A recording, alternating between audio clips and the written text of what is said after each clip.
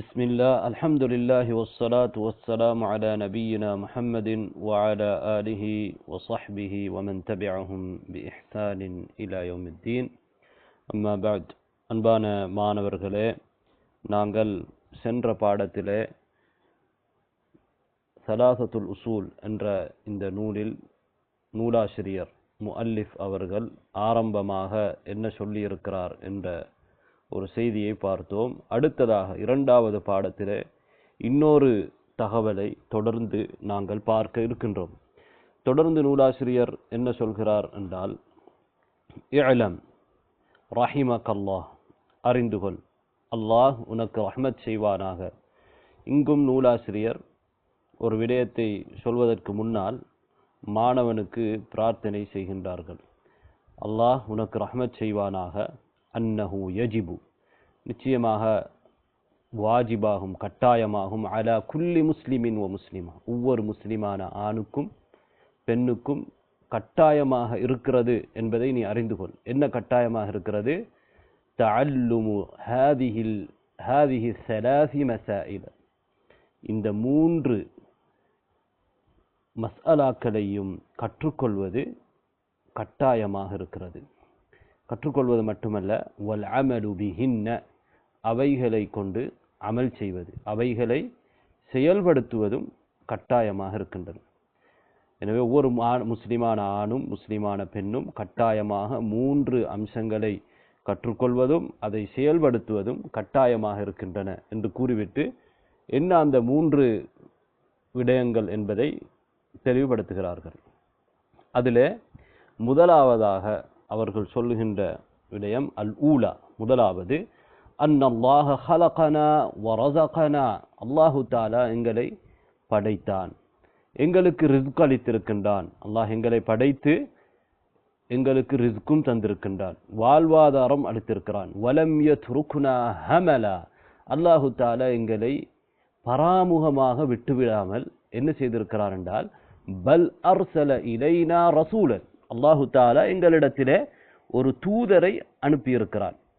ஒரு இறை தூதரை, அல்லாஹுடைய நேர்வழியை சொல்லக்கூடிய ஒரு இறை தூதரை எங்களிடத்திலே அனுப்பியிருக்கிறான். எங்களை படைத்து எங்களுக்கு உணவளித்து விட்டு அல்லாஹ் விட்டுவிடாமல் நாங்கள் நேர்வழி பெறுவதற்காக ஒரு தூதரையும் அல்லாஹு தஆலா அனுப்பியிருக்கின்றான். ஃபமன் அதாஅஹு தஹலல் ஜன்னah, யார் அந்த தூதருக்கு வழிபடுகிறாரோ அவர் சுவர்க்கம் நுழைவார். வமன் அஸாஹு, யார் அந்த தூதருக்கு மாறு செய்கிறாரோ தஹலன் நார், அவர் நரகம் நுழைவார். வத்தலீலு கௌலுஹு தஆலா, இதற்கு என்ன ஆதாரம் என்றால், கௌலுஹு தஆலா, அல்லாஹுடைய இந்த கூற்று, இன்னா அர்சல்னா இலைக்கும் ரசூலன் ஷாஹிதன் அலைக்கும், நிச்சயமாக நாங்கள் உங்களிடத்திலே ரசூலன், ஒரு தூதரை அனுப்பியிருக்கிறோம். எப்படியான தூதர்? ஷாஹிதன் அலைக்கும், உங்கள் மீது சாட்சி சொல்லக்கூடிய ஒரு தூதரை உங்களிடத்திலே நாங்கள் அனுப்பியிருக்கிறோம். கமா அர்சல்னா இலா ஃபிர்அவுன ரசூலா, ஃபிர்அவுனிடத்திலே ஒரு தூதரை நாங்கள் அனுப்பியதை போன்று உங்களிடத்திலும் உங்கள் மீது சாட்சி சொல்லுகின்ற ஒரு தூதரை அனுப்பியிருக்கிறோம். ஃபஅஸா ஃபிர்அவுனு ரசூல, ஃபிர்அவுன் அந்த தூதருக்கு மாறு செய்தான். ஃபிர்அவுனிடத்திலே அல்லாஹு தஆலா அனுப்பிய தூதர் மூசா அலைஹிஸ்ஸலாம்.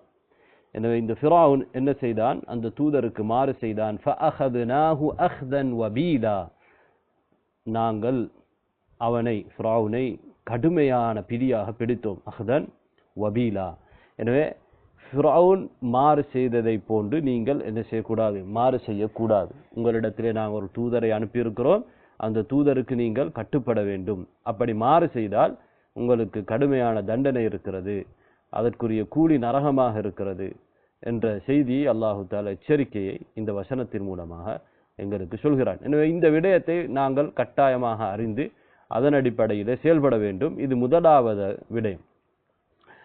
அல் மஸாயிலு ஸலாஸ், அதாவது நாங்கள் ஏற்கனவே பார்த்தது அல் மஸாயிலுல் அர்பா, நான்கு அம்சங்கள். இப்போது நாங்கள் பார்ப்பது அல் மஸாயிலு ஸலாஸ், அதாவது மூன்று அம்சங்கள்.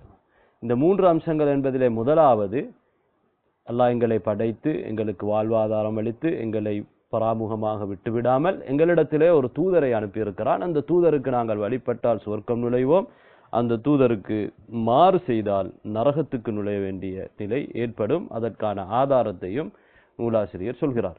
இரண்டாவதாக, இந்த 3 விடயங்களிலே இரண்டாவதாக, மசாயிலு ஸலாத்திலே இரண்டாவதாக அவர்கள் நூலாசிரியர் என்ன சொல்கிறார் என்றால், அன்னல்லாஹ லா யர்தா அன் யுஷ்ரக மஅஹு ஃபீ இபாதத்திஹி அஹத். அல்லாஹு தஆலா நிச்சயமாக லா யர்தா பொருந்திக் கொள்ள மாட்டான், அன் யுஷ்ரக மஅஹு ஃபீ இபாதத்திஹி அஹத், அவனோடு மஅஹு ஃபீ இபாதத்திஹி அவனுடைய வணக்கத்திலே அஹதுன் எவரும், அன் யுஷ்ரக் இணையாக்கப்படுவதை அல்லாஹு தஆலா பொருந்திக் கொள்ள மாட்டான். அல்லாஹுவோடு சேர்த்து அவனுடைய வணக்கத்திலே நாம் இன்னொருவருக்கு வணக்கம் செலுத்த முடியாது. அதை அல்லாஹு தஆலா பொருந்திக் கொள்ள மாட்டான். எப்படியான ஒருவராக இருந்தாலும் சரி, லா மலக்குன் முகர்ரப், அவர் நெருக்கமான ஒரு மலக்காக இருந்தாலும் சரி, அல்லாஹுக்கு மிக நெருக்கமான மலக்காக இருந்தாலும் சரி, இபாதத்திலே ஒரு பகுதியை, ஒரு சிறிய ஒரு பகுதியை கூட அவருக்கு நாங்கள் அந்த மலக்குக்கு செய்ய முடியாது. அல்லாஹுவோடு யாரையும் இணையாக்குவதை அல்லாஹு தஆலா ஏற்றுக்கொள்ள மாட்டான், பொருந்திக் கொள்ள மாட்டான். இணை வைப்பை அல்லாஹு தஆலா, ஷிர்கை ஏற்றுக்கொள்ள மாட்டான். அவனை மாத்திரம்தான் வணங்க வேண்டும். எனவே லா மலக்குன் முகர்ரப், அல்லாஹுக்கு நெருக்கமான ஒரு மலக்காக இருந்தாலும் சரி, வலா நபியுன் முர்சல், அதே போன்று அல்லாஹுவால் அனுப்பப்பட்ட முர்சல், அனுப்பப்பட்ட ஒரு நபியாக இருந்தாலும் கூட அல்லாஹு தஆலா அவனோடு அவனுடைய இபாதத்திலே ஒருவரும் இணையாக்கப்படுவதை பொருந்திக் கொள்ள மாட்டான். எனவே இரண்டாவது விடயம், அல்லாஹு தஆலாவை மாத்திரம்தான் வணங்க வேண்டும், அவனை தவிர வேறு யாரையும் வணங்கக்கூடாது. அவனுடைய வணக்கத்திலே எந்த ஒரு பகுதியையும் அல்லாதவர்களுக்கு செலுத்தக்கூடாது என்கின்ற விஷயத்தை நாம் அறிந்து கொள்ள வேண்டும். அதன் அடிப்படையிலே செயல்பட வேண்டும். வத்தலீலு கௌலுஹு தஆலா, அதற்குரிய ஆதாரம் அல்லாஹுடைய கூற்று, வ அன்னல் மஸாஜித லில்லாஹி ஃபலா ததுஉ மஅல்லாஹி அஹதா, நிச்சயமாக மஸ்ஜிதுகள் அல்லாஹுக்குரியன. ஃபலா ததுஉ மஅல்லாஹி அஹதா, அல்லாஹுடன் நீங்கள் எவரையும் அழைக்காதீர்கள், எவரையும் நீங்கள் பிரார்த்தனை செய்யாதீர்கள். எனவே பிரார்த்தனை என்பது ஒரு முக்கியமான வணக்கம். இந்த வணக்கத்தை நீங்கள் அல்லாஹுவை தவிர யாரிடத்திலும் நீங்கள் பிரார்த்திக்க கூடாது என்பதை அல்லாஹு தஆலா இந்த வசனத்திலே சொல்கிறான். எனவே இபாதத் அல்லாஹுக்கு மாத்திரம் செலுத்தப்பட வேண்டும். மூன்றாவது அம்சம் என்ன? இந்த 3 அம்சங்களிலே மூன்றாவது அம்சம், மன் அطاع الرسول ووحد الله لا يجوز له موالاة من حاد الله ورسوله. من أطاع الرسول, ரசூலுக்கு யார் வழிபடுகிறாரோ, முதலாவது அம்சம். அப்படியா இல்லையா? அல்லாஹு தஆலா எங்களுக்கு ரசூலை அனுப்பியிருக்கிறார், அந்த ரசூலுக்கு நாங்கள் வழிபட வேண்டும். எனவே இப்படி ஒருவர் ரசூலுக்கு வழிபடுகிறார், ووحد الله, இன்னும் அல்லாஹு தஆலாவை அவர் ஓர்மைப்படுத்துகின்றார்.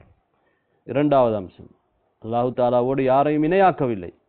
இப்படியான ஒருவர் லா யஜூஸு லஹு, அவருக்கு கூடாது, முவாலாத்து நேசிப்பது கூடாது. யாரை நேசிப்பது?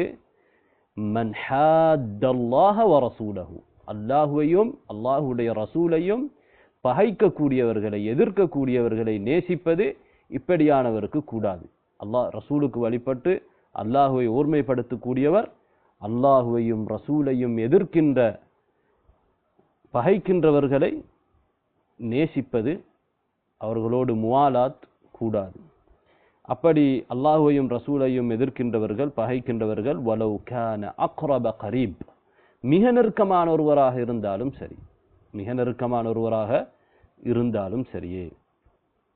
வத்தலீலு கௌலுஹு தஆலா, அதற்குரிய ஆதாரம் அல்லாஹுடைய கூற்று, அல்லாஹு தஆலாவுடைய கூற்று, லா தஜிது கௌமன் யுமினூன பில்லாஹி வல் யௌமில் ஆகிர். அல்லாஹ் சொல்கிறான், நபியே, லா தஜிது கௌமன், ஒரு கூட்டத்தை நீங்கள் பெற்றுக்கொள்ள மாட்டீர்கள், காண மாட்டீர்கள். எப்படியான கூட்டம்?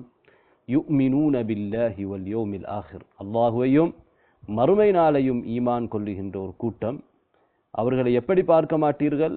யுவாத்தூன மன் ஹாத்தல்லாஹ வ ரசூலஹ், அல்லாஹுவையும் ரசூலையும் பகைக்கக்கூடியவர்களை யுவாத்தூன், நேசிக்கக்கூடியவர்களாக நீங்கள் பார்க்க மாட்டீர்கள்.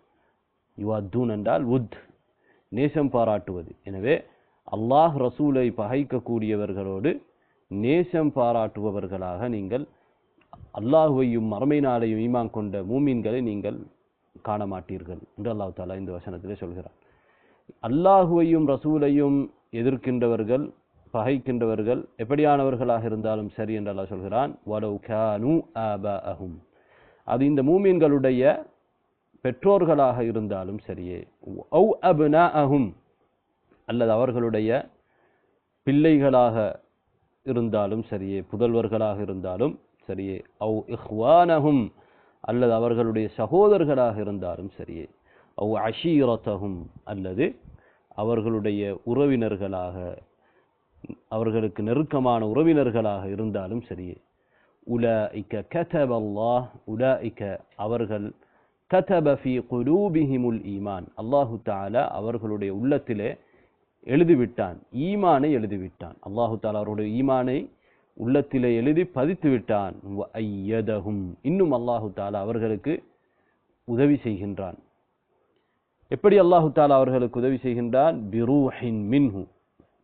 தன்னிடமிருந்து ஒரு ஆன்மாவை கொண்டு அல்லாஹு தஆலா அவர்களை பலப்படுத்துகின்றான் தன் ஆன்மா என்பது இங்கே அல்லாஹு தஆலாவுடைய அருள் ரஹ்மத் அல்லாஹ்விடமிருந்து ஒரு அருளை கொண்டு அல்லாஹு தஆலா அவர்களை விசேஷமாக அல்லாஹு தஆலா அவர்களுக்கு அருள் புரிகின்றான் இப்படிப்பட்ட முஃமின்களுக்கு அது மட்டுமல்ல மறுமையிலே அல்லாஹு தஆலா அவர்களுக்கு கொடுக்கின்ற வெகுமதியையும் இந்த வசனத்திலே அல்லாஹ் சொல்கிறான் வயுதுகிலுஹும் அல்லாஹு தஆலா அவர்களை நுழைவிப்பான் ஜன்னாத்தின் சோலைகளிலே சுவர்க்க சோலைகளிலே அல்லாஹு தஆலா அவர்களை நுழைவிப்பான் தஜ்ரி மின் தஹ்திஹா அல் அன்ஹார் ஆறுகள் அந்த சோலைகளுக்கு கீழால் ஓடிக்கொண்டிருக்கக்கூடிய சோலைகளாக இருக்கும் தஜ்ரி மின் தஹ்திஹா அல் அன்ஹார் ஆறுகள் அதற்கு கீழால் ஓடிக்கொண்டிருக்கும் ஹாலிதீன ஃபீஹா அந்த சுவர்க்க சோலைகளிலே தோட்டங்களிலே அவர்கள்